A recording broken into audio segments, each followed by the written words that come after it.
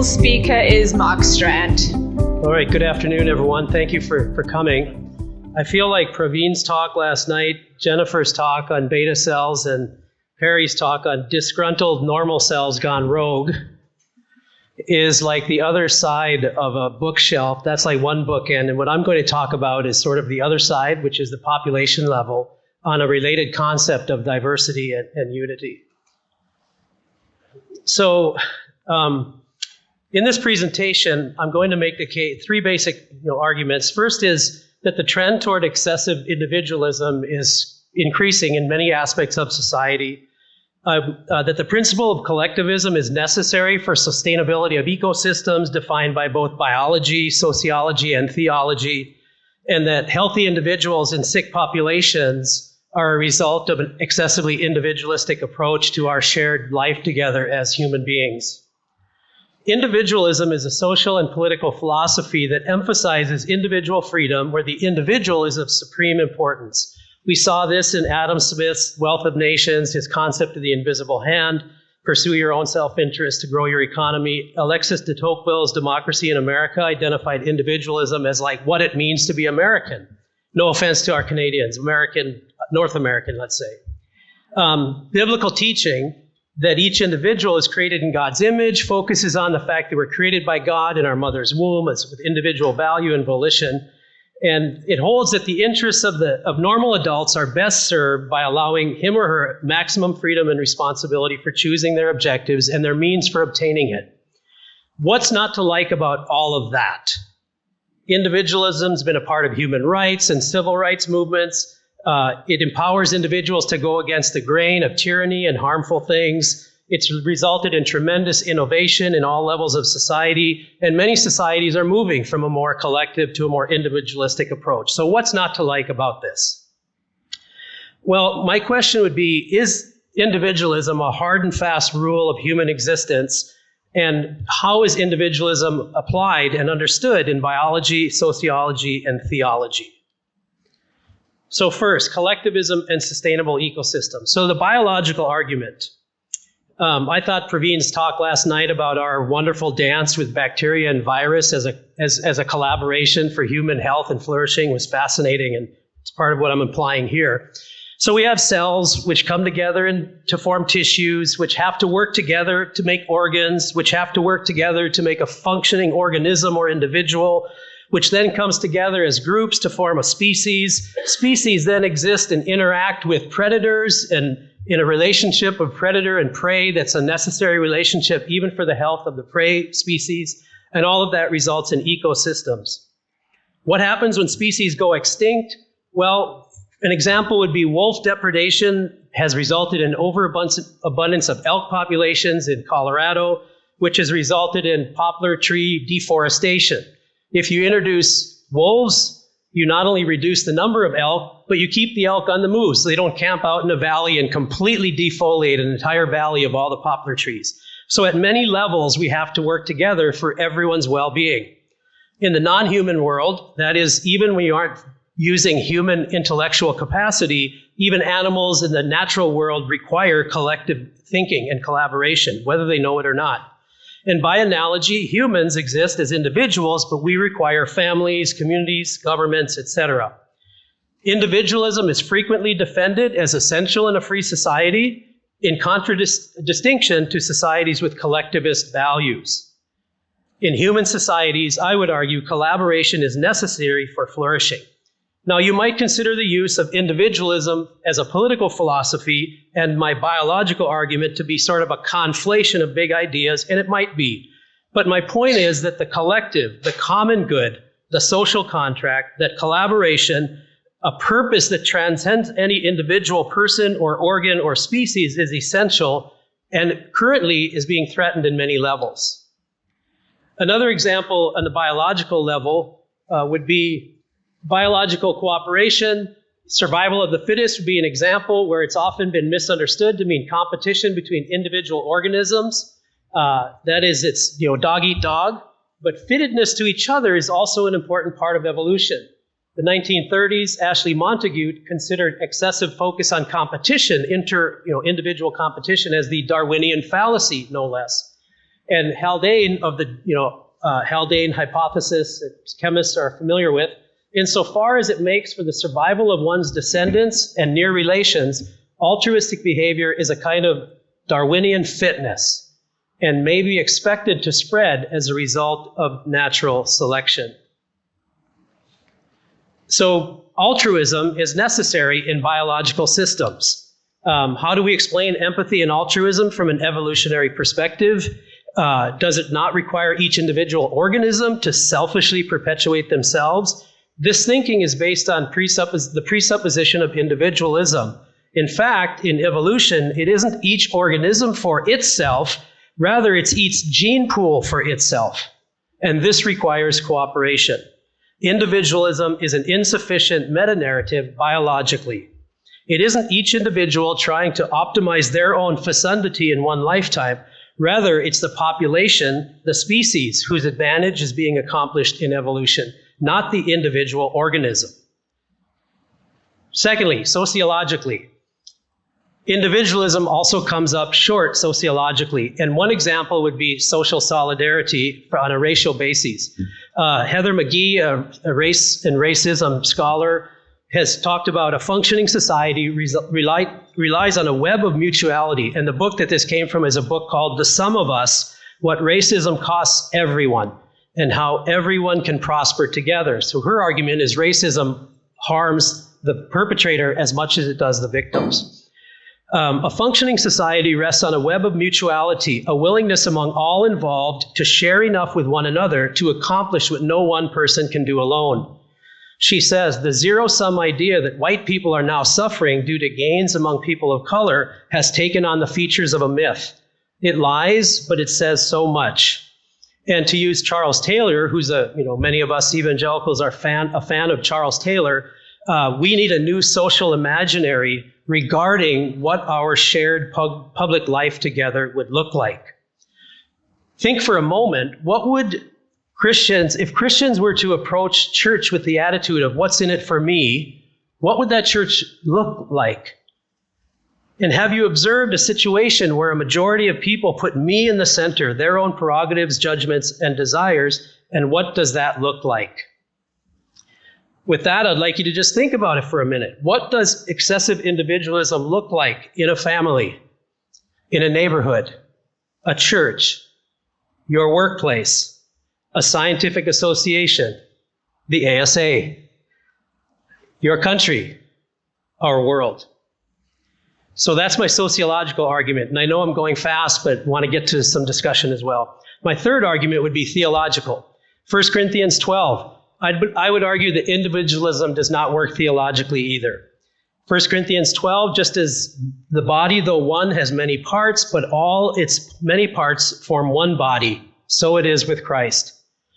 Although Christian faith is deeply personal, it draws the person into a saving, transforming relationship with God through Jesus Christ, but it is never individualistic. Desmond Tutu, the Nobel Prize-winning Anglican Archbishop from South Africa, used the word Ubuntu. I don't know if we have anybody here who speaks Afrikaans, but, meaning that one could only be a person through one's relationship with others, bound intrinsically in community. Ephesians 4:4 says that there's one body and one spirit, and then further on, he gave apostles, prophets, evangelists, shepherds, and teachers for the building up of the body of Christ. So the chief threat to Ubuntu in South Africa is the heresy of individualism and its pernicious effects on our lives and in our churches. So if I had a big idea in this talk, it's that individualism is inadequate as a guiding principle in our human world. Now, you might be wondering if all this is bad. None of us want to live under, a tyrannical government, or we want to give up the liberating forces of political systems that threw off that tyranny. So the movement for human rights has also been a function, has been a space for individuals that came from views of individualism. But I would argue that biblical wisdom has a different starting point. God's saving work always moves toward creating a faithful community of God's people. The fulcrum of God's justice falls on the side of shaping the shared life of a people whose hospitality and faithfulness reflect the covenantal love of God. Paul's declaration in 1 Corinthians 12 that we are parts of one body and members of one another is as sharp a rebuke against the heresy of individualism as one can find. And as a word of hope, I would like to suggest that the church might be one last bastion of this kind of community in our society, which is facing an epidemic of loneliness and lack of social solidarity. Another element to the theological argument is that of sin. Christopher Watkins' fascinating book, last year, Biblical Critical Theory, I recommend it, talks about the heart of sin as autonomy. That is a direct no to God and a direct no to receiving the grace of God. Thomas Schindler, a Catholic theologian, says individualism is a hindrance to social justice. The cornerstone of individualism is freedom. However, this freedom is not the freedom God intends. It is a freedom from, which is to gain power for oneself, one's own desires and goals. But individualism focuses on the one self-centered goal. The self-centered individual finds himself alienated from both society and from God. And as Isaiah Berlin, using that same freedom from, freedom for in his The Two Types of Freedom book from the 1950s, what we are missing is a freedom for, that is a freedom for a higher vision that transcends the individual, as opposed to a freedom from anything that encroaches upon my own individual autonomy. So I'll summarize these first three arguments using this kind of picture. Suggestion is that the necessity of a collective approach, biologically, we need that for ecological balance. We need that as an act of stewardship of the natural world, the environment that we've been called in Genesis 1:26 to steward and look after, as well as sustainability. In my home state of North Dakota, our grasslands have been reduced by like 30% in the last 15 years, and consequently our meadowlark populations are just going down. So there has to be a view of sustainability biologically, which requires no one individual can lay claim to their own personal best interests. Sociologically, non-segregation would be an element of that. Inclusivity and a spirit of inclusion, as well as a global perspective that transcends geopolitical boundaries. And then theologically, there is the hope of our sharedness, our shared life together as one body in Christ, expressed in unity and experienced in Christian community, which I know I'm speaking to the choir here, which is we are part of those Christian communities, and we see that and we experience that, and that's wonderful. Now I'd like to turn my talk in the final part here to the sort of the title, which is Healthy Individuals and Sick Populations, as an application of this concern that individualism as a social philosophy mitigates against social flourishing and human flourishing. So what do I mean by healthy individuals living in sick populations? So population health is a new and critical way of imagining health from a collective rather than an exclusively individualistic perspective. The definition would be that the health outcomes of groups of individuals, including the variability of those health outcomes within those groups. So it's an approach to health that aims to improve the health of the whole population, not only each discrete, one after another individual. In the United States, it's actually difficult to accomplish improved population health. And if any of you have groaned when you see the data that says we're like the global health indicators, we're like this 36th best country in the world in terms of our health system, it's not that we don't have great doctors, pharmacists, medicines, technology, equipment. It's that our system is set up to be excessively individualistic. It's decidedly biased in favor of a health system where individual interests predominate. The result is that while many individuals are healthy, they reside within sick populations.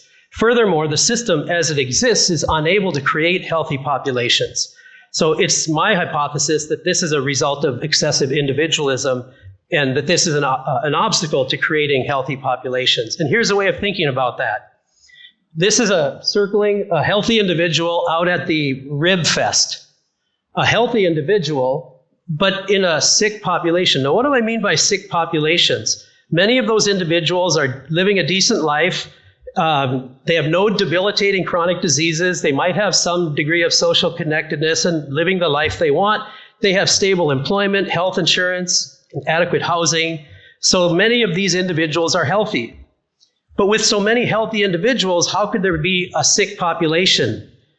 When most of us have our own health to be good and our healthcare provider to be effective, it comes down to many individuals within this population are smokers. They might have little physical activity. They're obese. They're eating poorly. They don't have good health insurance. So although presently they might, as an individual, not be hospitalized, they are on the precipice of being very unhealthy as an individual, which in the aggregate then says the population is not healthy. That's sort of the view. Now I'd like to think about that from the perspective of alcoholism as an example. This figure shows this is a study from a large number of countries, cites 52 centers in 32 countries. This is the prevalence of heavy drinking. So most societies would say, would you like to see a reduction in the prevalence of alcohol abuse in your country? We'd say yes. We'd like to have fewer alcoholics. So we'd like to have, less than 10%. This variable along the x-axis is mean alcohol intake. Question: what determines how much alcohol an individual person drinks? Answer: how much the people around them drink. So the mean level of alcohol intake is in direct, 0.97 association with the percentage who end up being alcoholic. If we would like to reduce the percentage of persons who are alcoholics in our society, everyone in society needs to drink that much less, which would then increase it would decrease the number of individuals who end up having an alcohol abuse problem. Population health. Climate change is another example. And yes, that is a photo of Jessica Moorman. She presented to our students at NDSU. So climate change is another example. Climate change isn't about the weather over my head, because in fact, I come from North Dakota. I would like to see a longer growing, farmers would like to see a longer growing season and a shorter winter. But climate change has nothing to do with how it's affecting warmer days in winter in North Dakota. It has to do with the global average temperature. And it's the individuals at the extreme of that curve who are suffering from climate change. So climate change isn't about what do I think about it or how does it affect me. It's how does it affect our whole world at the extremes. A final example is individualism and COVID. So this is a figure showing all the countries in the world. This is the COVID deaths per million. Along here is an individualism scale. The higher the individualism, the US being the highest, the higher the number of COVID deaths. The lower the individualism scale, the lower the COVID deaths. Now, why is that? Well, the reason is because a more collectivist orientation would result in attitudes that would value the public good, which would then allow planned behavior, which says, I'm going to have behaviors that are community-oriented. And then finally, the decision will be my willingness to sacrifice for the common good. Now, does that mean the individual is gone? No. The individual is meant to be expressed within the society or within the community. So what are the limitations? Limitations to the theory or the idea or to my argument. Since the Enlightenment, Western culture has been constructed around individual rights. Individualism was necessary for the concept of human rights. It empowers people to go against the grain, and many societies are moving to be more individualistic over time. So there's nothing, those are reasonable ways to think about it. However, I'm afraid that individualism, although a component part of our human existence, has to be experienced within community. Biological systems and ecosystems require interdependence. Human society depends on conceding to the greater good for all to flourish. Scripture places more emphasis on the population, the body, the group than the individual. The church is one body comprised of interdependent persons with many gifts. And I might change this word suppress individualism. I might say hold accountable.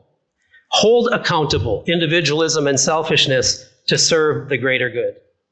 Thank you. Hey, Mark. I'm really tracking with what you're saying about individualism. And I was just thinking this morning as we were singing, the little songs that we were singing, like, Jesus, I love you for what you've done for me. I wonder if our Christian music needs to change. So maybe we need to change the worship songs to be more community-oriented? Yeah. I'll take that as a recommendation. I don't have an answer. This is great, and I completely agree. I'm Speak curious, into the mic, everyone, please. Well, I'm too short. Okay, this is great. I completely agree. I'm curious. I feel that witnessing America, particularly with the COVID pandemic, that we as people like the idea of individualism, but we're so radically individual that we start clustering as an individual Christian nationalist or as an individual, whatever. So I feel like the clan culture almost evolves out of individualism. So my question, I guess, is what community do you see? Because as in America, we're so individualistically minded that do you see, it's not a good question, do you see like all of the United States being one community, or is it more suppressing individualism rather than focusing on the community? Does that make sense? That's the question. Yeah, if I could understand, should we be suppressing individualism or should we be cultivating collective-oriented thinking more so?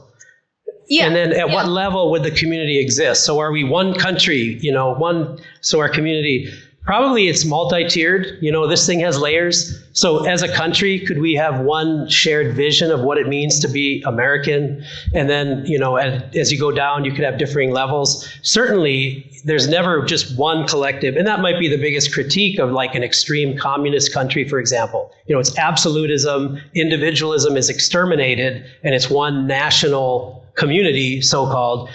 The alternative would be that it's more like multiple levels. So I don't know exactly. I take your recommendation, to heart. I think that's at what level does community happen? And that's why I said, I think the church is our last bastion in this country. Let's not give up on the church. Let's not give up on the tendency for the church to divide. Let's double down on the church being that community. Thank you. Hey, Mark, a great talk. That was really, really good. So within a population, you can actually, individualism can drive evolution in the form of sexual selection. And it's typically done through like female hypergamy and male polygamy. Now in our society, that's always been suppressed by Christianity, which kind of forbids those a little bit. But as we're approaching more of a secular age, how do you think these forces will kind of, impact our society? And then also, what are the, effects it'll have as that society encroaches back towards on the church itself? So which forces? Like say female hypergamy and male polygamy. So usually you have in, cultures where you would have, in the animal world, you have like one strong male, the women are attracted to him and they would all mate with him and all the other guys would get nothing. And you'd see that in times where you have a king would have a harem and, they would have all the women would be attracted to that. And then, the rest of the people men would be peasants. And that was something that was really different when Christianity took over. So you see it in Islam or say in Asian cultures. So how do you think, as we see more of that, you see people like Andrew Tate or, these kind of people rising up. How will that impact, do you think, society, and then how that will affect our church? I don't know. There's a lot going on there. Polygamy, obviously, all kinds of factors from an evolutionary perspective. I'm not sure. I think sociologically, there's a lot of risks involved because I think the competition that results from that can tear apart sociological relationships. But it might be on an individual basis, perpetuating your own line. I'm not sure, Karma. Yeah. I'm just wondering, like, how that will affect. We see that as how it's affecting the church. Christianity, is that going to be suppressing it, or is that going to really tear us apart? Yeah. I'm not sure. We'll put that one to the front of consideration. Yeah. Very thoughtful presentation. Appreciate it.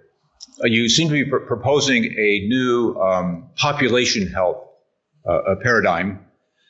But we already have a fairly large public health initiative, infrastructure in our country right now. How would you distinguish those two?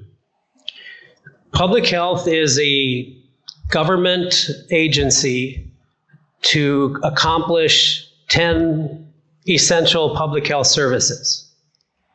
Population health is a national value that says, I'm not thriving unless we're all thriving.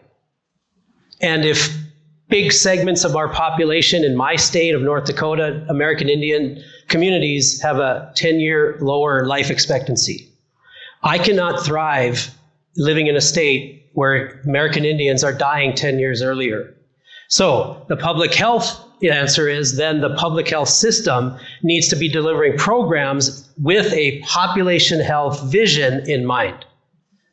That's how I would distinguish it. So public health is a system that delivers certain services using taxes. Population health is a vision that would actually be implemented in our medical systems as well.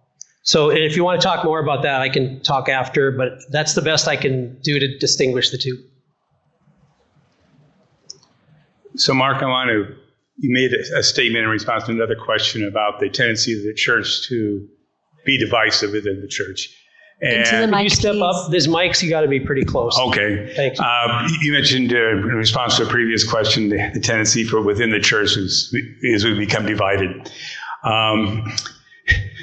I'm wondering if you are preaching to the choir to a certain extent here. Mm-hmm. Yeah. I'm thinking of groups, and I'm hoping I'm not misrepresenting them, like Cornwall Alliance, Hillsdale College, which my read is they would view the individualistic and economic approach as the biblical approach. Mm-hmm. I'm not certain how I would relate to those people, and I wonder if you have any suggestions. Well, I think that's part of the national conversation we're having, because I know that what I've proposed today is something that there's large portions of our population would vehemently disagree, because I think their vision is driven more by the flourishing of those with whom they agree. And so I think the interaction is to not villainize or imply that that's, somehow that's a bad person who looks at it that way. And to, really to ask the question, what is it that we want to, enjoy together as a society? What kind of a society do you want to live in? And the plight of American Indians in my state is not a society that I want to live in because of the pain it causes all of us to observe. So, I guess that would be one answer that I would give. Now, as far as preaching to the choir, I am concerned that even our churches have also moved toward an individualistic view. So we pop around one church to another just when we disagree. We are all independents because we don't want to be a part of a denomination, and then because somebody in headquarters will tell us what to do. And I think even that is also we're paying a price for that at the local church level, because eventually those individuals will also turn on their own pastor as well, potentially. Last question. Thank you. Awesome talk. And in line with the comments you've just made, you're saying to hold individualism accountable, we need to be in community. And it seems like a lot of people nowadays are turning to social media to do that, which is relying on algorithms, which appear to be not really bringing us together, but actually pushing us together to opposite ends. And so my question is, I want to hear your comments on what you think about that and how, as individuals in one body, we can bring us all back together. So how do we hold social media companies accountable? I think the fact that we are largely a Wall Street driven country, and so if Facebook generates GDP, few Americans are interested in getting in the way of that, because you might have stocks in Facebook, even though it might be harming your own children. So I don't know, other than turning the light on. I just read a book by Jonathan Haidt, the Anxious Generation. I recommend it if you give it consideration, but it's basically talking about the psychological harm to Gen Z as a result of smartphone apps.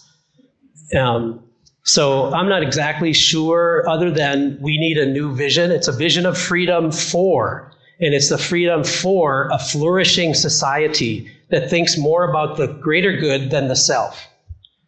It's not a vision of freedom from, where we just sort of say, okay, policies, laws, seatbelt laws, smoking laws, speeding laws are impinging upon my personal preference.